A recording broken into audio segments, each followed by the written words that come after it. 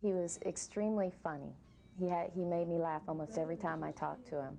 Kevin Dial, the 38-year-old office manager at Momentum Securities, was no stranger to adversity.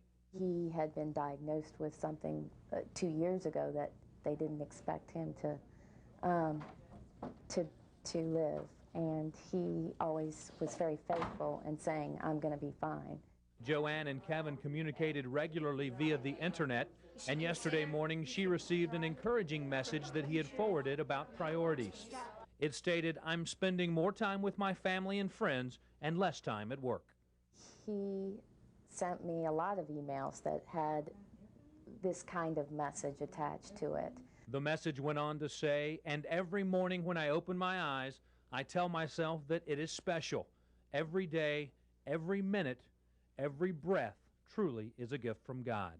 I got it yesterday morning, and I thought, oh, this is a wonderful message, and I made a couple copies and handed them out to a few other friends in the office and said, this is just great, you know, I'd like to pass this along. And Kevin Dial's message on his last day was to enjoy life and don't take it for granted. I don't think that's ironic. I don't believe in coincidences either. I totally believe that God's using this to pull us together.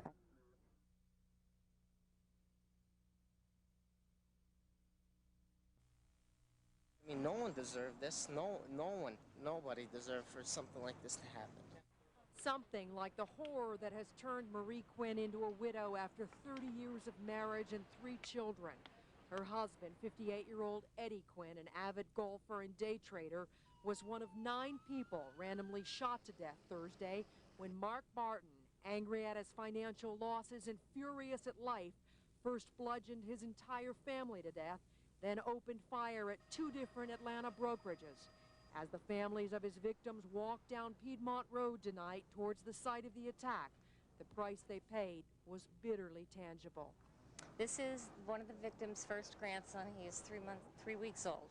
Unless you are going through it, you don't understand what we feel, what the people who got killed feel. It's so hard. It's just so hard. And it got harder.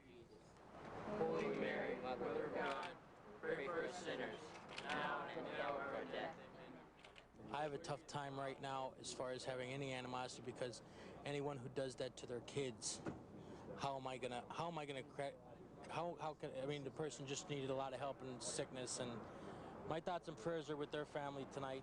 And there would be more families and more grief in the struggle to understand. How can you rationalize a totally irrational situation? There is no way to rationalize this, and there is no way to come to grips with something like this but to try to go on.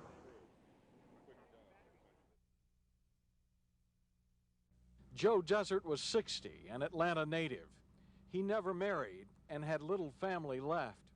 But as mourners came here today, his nephew told us he and others close to Mr. Desert have been moved at the outpouring of concern from his many friends and from others in the city. That's overwhelming.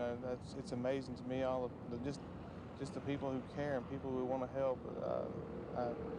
I can't thank everybody enough. And he said his heart goes out to the families of others who were shot last Thursday afternoon. I would hope that, you know, that they could find relief in it somehow. That it's not their fault. It's nothing they did. Nothing that they can prepare for, nothing that they would ever expect to have happen. Only one other time have the families met together. Today, 1 year and 1 day later, they lit candles to remember the lives taken by Mark Barton. There were even candles for Barton's wife, son, and daughter, who he murdered before the day-trading rampage. And Lord, we bring this beautiful people before you this afternoon. And Lord, we pray that your peace would rest upon their hearts. Every day of my life, they say it gets easier. For a mother, it gets harder. Alice Wenzel of Chicago. Barton killed her son Scott Webb at Momentum Securities. Scotty was he had a heart of gold. He would do anything for anyone. About 500 attended the service at Chapel Hill Harvester Church in DeKalb County. Archbishop Earl Polk encouraged the families to cherish their memories and challenged them to grow stronger. And I thank God for all of your religious commitments, whatever they may be, and I encourage you to lean on your faith. Lean on your faith. Lean on your faith. That's what takes you through tragic times like these. Polk also encouraged the families to forgive. Alice Wenzel says she has. When you hold hate in your heart, it only destroys you.